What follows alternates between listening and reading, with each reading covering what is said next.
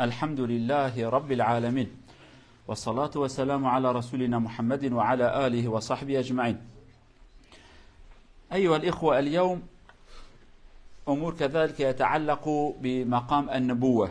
أولا، كلمتان دائما الله يذكر في القرآن، يقول يا أيها النبي يا أيها الرسول. هناك كلمتين يذكران، وأحدهما الرسول والآخر نبي. ما هو الفرق بين كلمة الرسول وكلمة النبي حسب تعريفات العلماء؟ سنقول هذا ونستمر.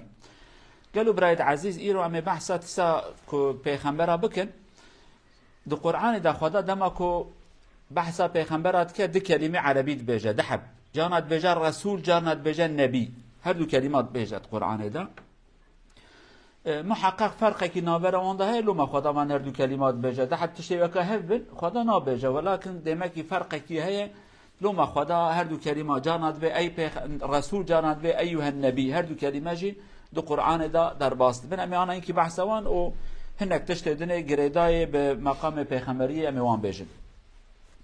أولا، حسب تعريف العلماء يقولوا الرسول من أرسله الله إلى الناس وأرسل معه شرعا أحكاما جديدة، هذا هو الرسول. والنبي الذي أرسله الله ولكن لم يرسل معه شرعا جديدا، هذا هو نبي يأتي ويدعو الناس إلى شرع رسول قبله. مثل سيدنا موسى عليه السلام، فأتى أنبياء من بني إسرائيل كانوا يدعون الناس إلى أن يتبعوا التوراة وشرع سيدنا موسى عليه السلام، ولكن لم يكن لديهم شريعة جديدة، قوانين جديدة. هذا هو النبي الذي يدعو الناس إلى شرع قبله، والرسول عنده شريعة جديدة، أحكام جديدة، قوانين جديدة. هذا هو الفرق حسب تعريف العلماء. لقولكم عالم دبيجن إجا فرق وانهر ديوتشيه، فرق رسول نبي. رسول أو كسيكو خداوي تشينا وهناكي قانون نو جراتشينا، قانون نو هنكي تشت پیغمبر بریاوی ده هبون خودت بجا او هبون زیرو ناخوازم یا جتنه بون آنه هنه یا حلال بون یا حرام بون که موزیده قانون نوتینه. ولكن اوک نابی تجرته گوت النبی او خدا شریعت کانو قانون کینو جرا ناشینه او ته جملت راد بجا لدو وی شریعت وی پیغمبر هانه هرن. او معنای نبی ام بجنو که امام امت اسلامی امام وان چدکن امام وان دبيجن قالوا بسلمان دو قرآن بمشن تشتكيش بريكا خن كارن داخل نابنا بحلال حرام شرع كانوا تنا، ولكن الرسول خدا شريعته كانوا جواناتشنا. يعني الرسول اذيك خدا بشريعته كانوا بهناك حكمنا وبهناك قانوننا ويتشنا. نبي او كسي كوهاتيج انسان رد بجال دو شريعته پیغمبر بريا خوارن. لما هناك حديث بحث قوم حضرت موسى كان دبي پیغمبرك وفات كر رسولك نبي هات النبي سروكاتيه وانت كر نبي اجوانات تقول دوريا خدي هرن نبي شريعتنا وبراتنا الرسول شريعتنا وبرهيه لهر دو جيش طرف خدا دهات نشاندن. خدا هر دي شانديه جيكرا قوتي قانون كينو ادرا قوتي قانون نو از نادمته فرق وان هدي ابي يعني. وكذلك عدد الانبياء، هناك خلاف بين العلماء، أو العلماء يقولوا نحن لا ندري 100% كم عدد الأنبياء والمرسلين. الله لم يذكر في القرآن العدد هكذا، لأن الله عز وجل يذكر في القرآن يقول منهم من قصصنا عليك ومنهم من لم نقصص، أي هناك من الأنبياء والرسل من ذكرنا أسماءهم وهناك من لم نذكر.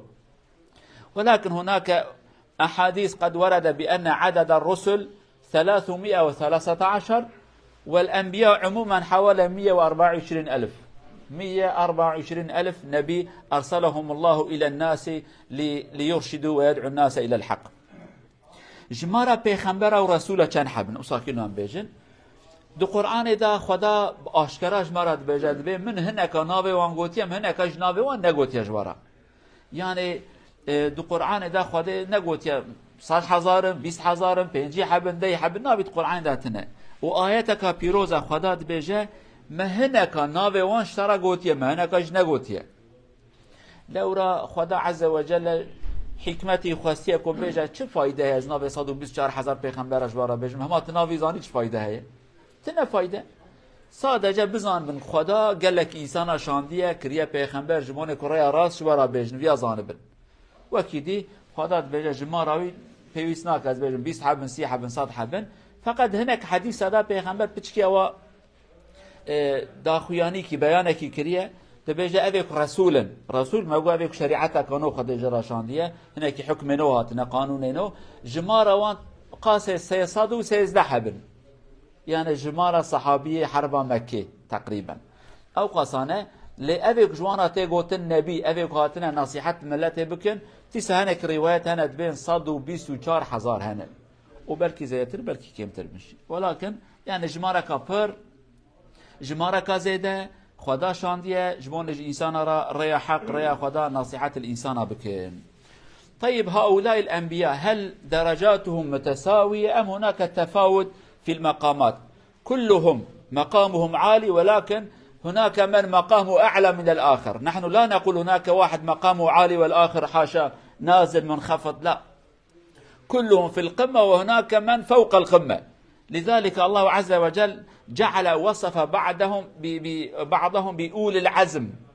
هناك من أيده الله وهناك من جادل كثيرا وسماه أولي العزم الذين صبروا كثيرا وجادلوا كثيرا ولهم دعوة طويلة.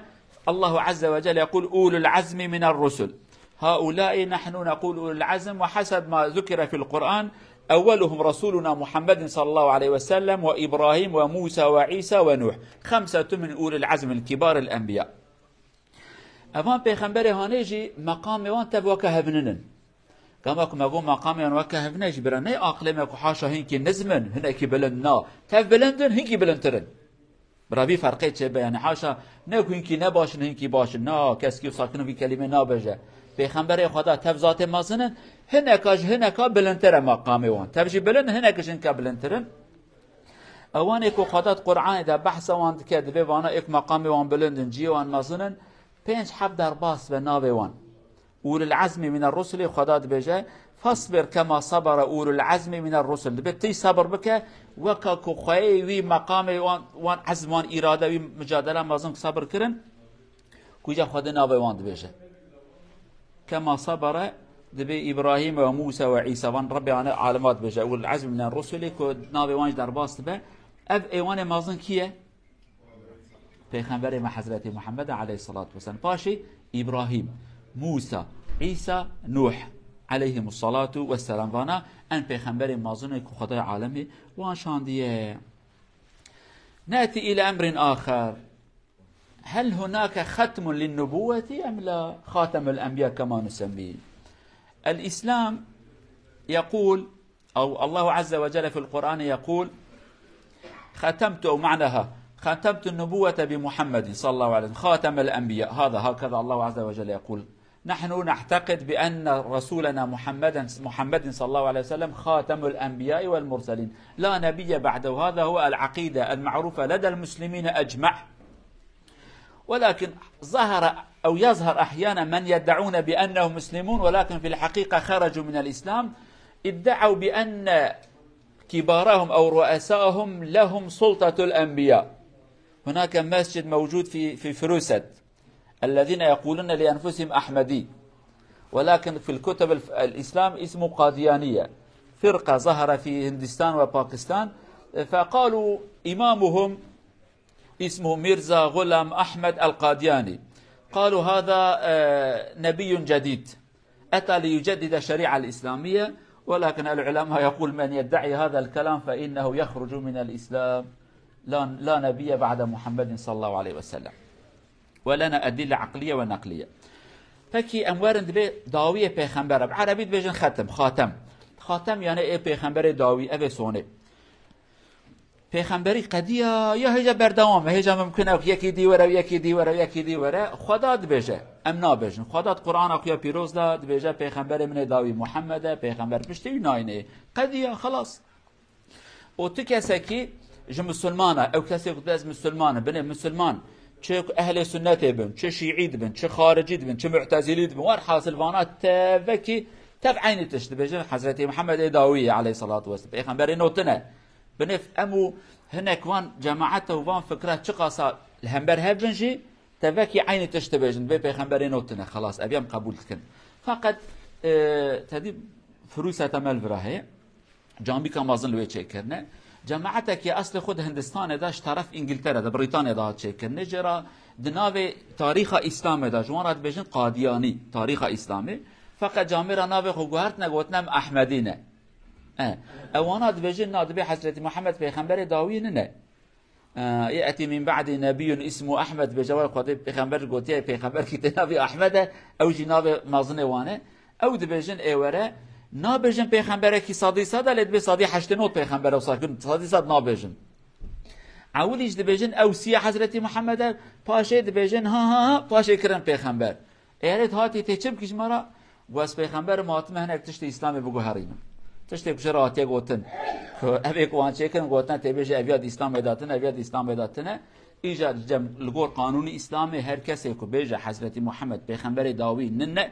مسلمانه اوی قانونی اسلامیه چه وقت شخصی که بیج حضرت موسی نه پیغمبر دو کافر یکی بیج حضرت محمد نه پیغمبر داوی پیغمبر پشتی ویتنه او جدین خدا درته اوی بی شکلانه او دلیل ما عقلی و اوی نقلی جهنه يعني كل من ادعى بأن سيدنا محمد ليس آخر الأنبياء يكون مثل من ينكر نبوة أحد الأنبياء يخرج من الإسلام لأن أحد الأمور المهمة يتعلق بالنبوة أن يؤمن الإنسان بأن الرسالة قد ختمت برسول الله محمد صلى الله عليه وسلم. أولا لدينا دليل نقلي، النقل معناه ننقل من القرآن. الله عز وجل يقول ما كان محمد أبا أحد من رجالكم ولكن رسول الله وخاتم النبيين، آخر من يتكلم باسم الله. خلاص إذن لا يستطيع أحد أن يدعي بأنه نبي من الله، لا يستطيع. الله عز وجل نفى قال خاتم الأنبياء الذي آخر من يتكلم باسم الله ويدعو إلى الله باسم دينه فهو آخرهم. كيف يمكن أن نقول لا هذا كمان نبي جديد؟ هذا يكون خلافا للقرآن، والذي يدعي ذلك يكون خارج مبدأ القرآن.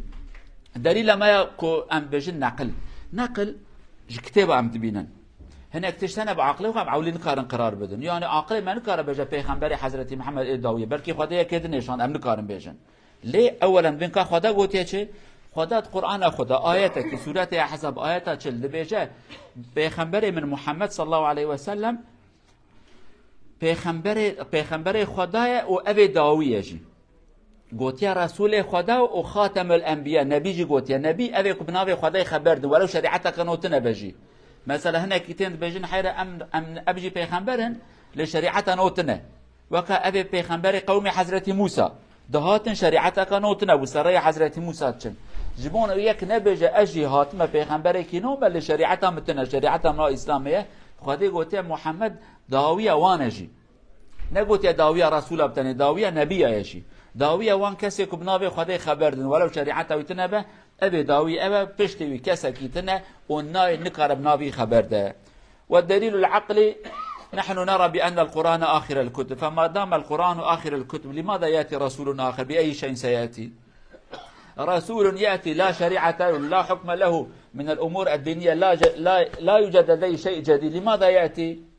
رئيس لا سلطة له، ماذا نفعل به؟ رسول لا حكم جديد لديه، لا داعي. والقرآن دائما يتجدد ويمشي مع العصر، إذن لا داعي أن نأتي بشيء جديد. هذا هو دليل العقل الذي يمكننا أن نقول مختصرا. دليل ما يبقى عاقل شيء أم بجن حيرا بعاقل أم تاك بجن قرآن كتابة داوية كاسكي نقول يا والله قرآن كادي ولا قرآن تنا خلاص بشتي قرآن آداوية أم ما سريخ بيشيلن ياجي پیغمبرك إيولا يتشج مرة بيجه پیغمبرك هات كتاب آيتنا پیغمبرك هات قرآن آيتنا پیغمبرك هات شريعة نوجراتنا دبي نلازمتنا تنا تشماتي هاتي مرات بيت شام تشبكم يعني بري هو أم بجن قرآن كافية بشتي قرآن كافية پیغمبر داويج حضرت محمد عليه الصلاة والسلام تشتكو إجاب كريج مرة بخبردان بكرن بنصيحات قوتيه تشتكي تازه تشتكي نو إجاب ناكك وهبه بري هاي دفتر پیغمبر جاتيه قبتن خاتم الأنبياء والمرسلين داوية وانا رب عالم جيدي پیغمبر أنا ناشنه ام هيفيت كم رب عالم إيمان ما قوات بك وام دريا پیغمبر خدا هرن عليه الصلاة والسلام شفاعته وجد دور نكبا محروم نبن. نرجو الله عز وجل أن يرزقنا محبة نبيه صلى الله عليه وسلم وأن يرزقنا المشي والسير على طريقه وأن يحشرنا تحت لوائه يوم القيامة إن شاء الله. والسلام عليكم ورحمة الله وبركاته.